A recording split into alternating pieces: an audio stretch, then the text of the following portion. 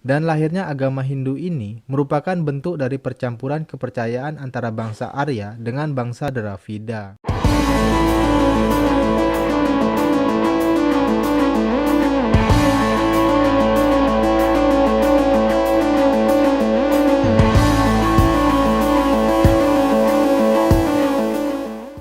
Hai historian, kembali lagi di channel Delta Buana. Apa kabarnya nih? Semoga selalu sehat ya. Pastinya sudah kita ketahui, Indonesia merupakan negara yang memiliki keragaman, baik itu budaya, ras, hingga kepercayaan. Hal ini kemudian dikenal pula dengan istilah Bhinneka Tunggal Ika.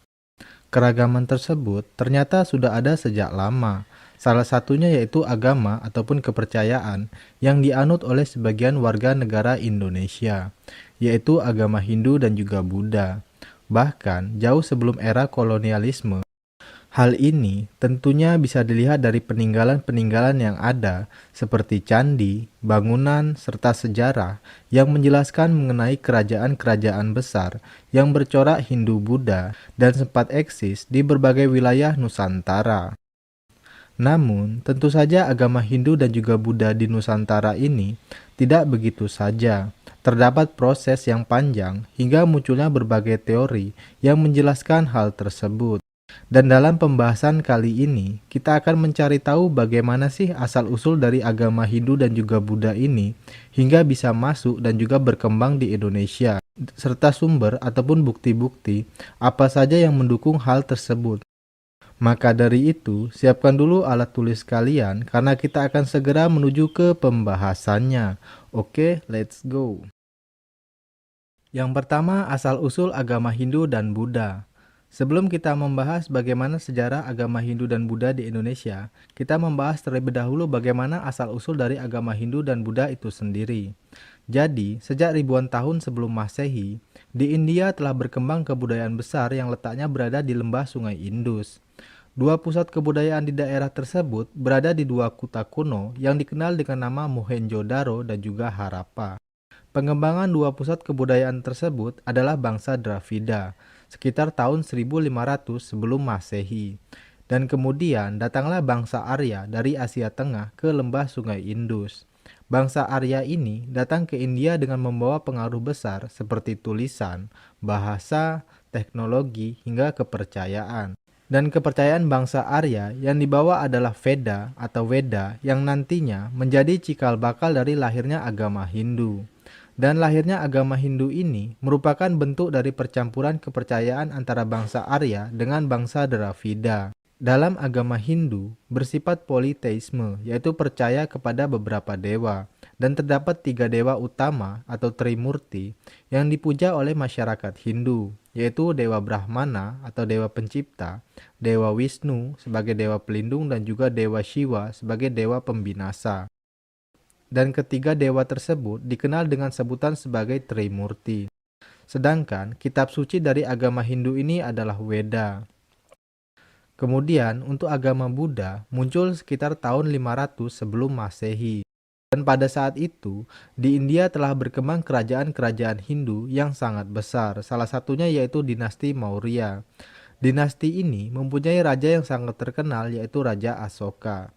Kemunculan dari agama Buddha ini tentu tidak terlepas dari tokoh yang bernama Siddhartha Gautama atau dikenal pula dengan nama Buddha Gautama. Siddhartha adalah putra dari raja yang bernama Suddhodana yang berasal dari kerajaan Kapilawastu. Hingga ajaran ini meluas dan berkembang ke berbagai wilayah, salah satunya yaitu ke Indonesia dan bertahan hingga saat ini. Kemudian yang kedua, sumber yang menjelaskan adanya hubungan antara India dan juga Nusantara. Sebelum kita membahas lebih jauh, baiknya kita mengetahui dari mana sih sumber yang menjelaskan adanya hubungan antara bangsa India dan juga bangsa Indonesia pada saat itu. Yang pertama bisa kita lihat dari sumber dari India. Bukti adanya hubungan dagang dapat kita lihat dari kitab Jataka dan juga kitab Ramayana. Akan tetapi dalam kitab ini tidak dapat menyebutkan kapan India mengenal Indonesia. Kemudian sumber yang kedua ada dari Cina. Hubungan Indonesia dengan Cina diperkirakan telah berkembang pada abad ke-5. Bukti-bukti yang memperkuat hubungan itu diantaranya adalah perjalanan seorang pendeta Buddha yang bernama Fahien pada sekitar tahun 413 Masehi. Fahien melakukan perjalanan dari India ke Yepoti atau Tarumanegara dan kembali ke Cina melalui jalur laut.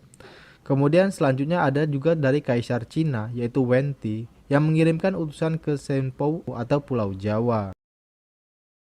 Selanjutnya ada sumber dari Yunani. Hubungan dagang antara Indonesia dengan India dan juga Cina dapat diketahui dari tulisan yang ditulis oleh Claudius Ptolemeus, seorang ahli ilmu bumi dari Yunani. Dalam tulisannya yang berjudul Geographic yang ditulis pada abad kedua, Ptolemeus menyebutkan nama Labadio yang berarti Pulau Jelai. Mungkin kata itu ucapan Yunani untuk menyebutkan Yawadwipa yang artinya juga Pulau Jelai. Dalam kitab Ramayana bahwa Yawadwipa yang dimaksud ialah Pulau Jawa. Yang ketiga, masuk dan berkembangnya Hindu-Buddha di Indonesia. Setelah kita mengetahui mengenai adanya interaksi antara bangsa India dan juga Indonesia, selanjutnya kita membahas mengenai bagaimana masuknya agama Hindu dan Buddha ke Indonesia. Meskipun secara pasti belum diketahui, akan tetapi pada tahun 400 Masehi atau sekitar abad kelima, dipastikan agama Hindu dan Buddha telah berkembang di Indonesia. Hal ini dibuktikan dengan penemuan prasasti Yupa yang ada di Kalimantan Timur.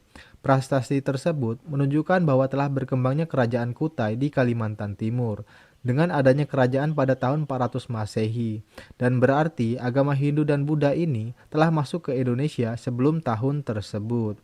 Dan juga terdapat beberapa pendapat atau teori mengenai masuknya agama Hindu dan Buddha ke Indonesia ini.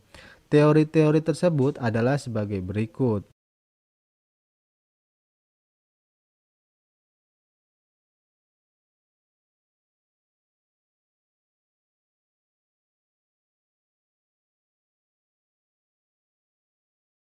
Nah, itulah tadi penjelasan mengenai sejarah Hindu-Buddha di Indonesia. Di akhir video akan ada soal yang bisa kalian kerjakan sebagai bentuk latihan. Dan jika ada pertanyaan, bisa kalian sampaikan di kolom komentar ya. Sampai jumpa di pembahasan selanjutnya. Salam jas merah.